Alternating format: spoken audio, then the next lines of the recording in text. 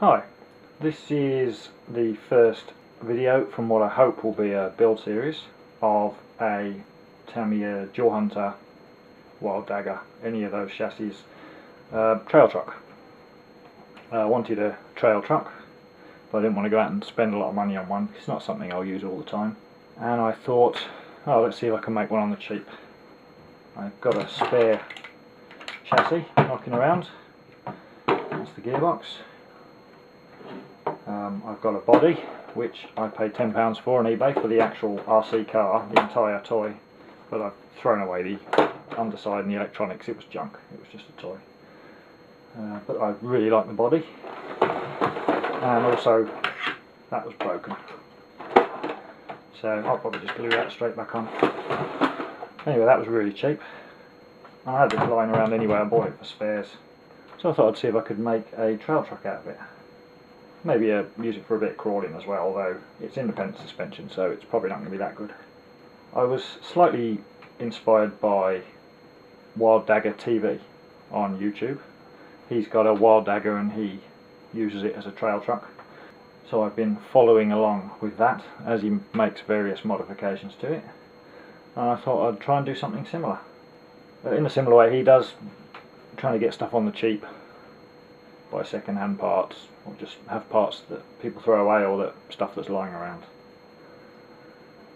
I will have to buy some proper wheels and tyres for it, but maybe some parts for the suspension and drivetrain, but majority of the parts I hope I'm just going to use bits I've got lying around. Don't know whether I'm going to go with the longer Dual Hunter Wild Dagger arms. They're going to put the wheels slightly outside the body, or whether I'm going to try some CC-01 arms which will have the wheels flush for a more scale look under the arches. But because the chassis is quite tall anyway, the truck's going to sit up really high, so it doesn't really matter that much regardless. I mean, at the moment that's as low as it will go.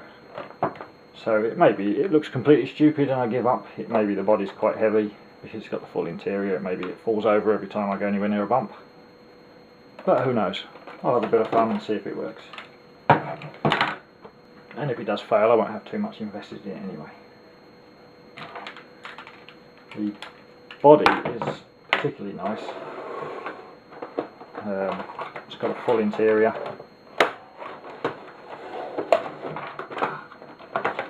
Don't know how easily that comes up on the camera. Small crack in the screen, that doesn't really matter. Working lights, whether I tried to save the wires for them, whether I use them or whether I put my own light kit in or just pull them out altogether.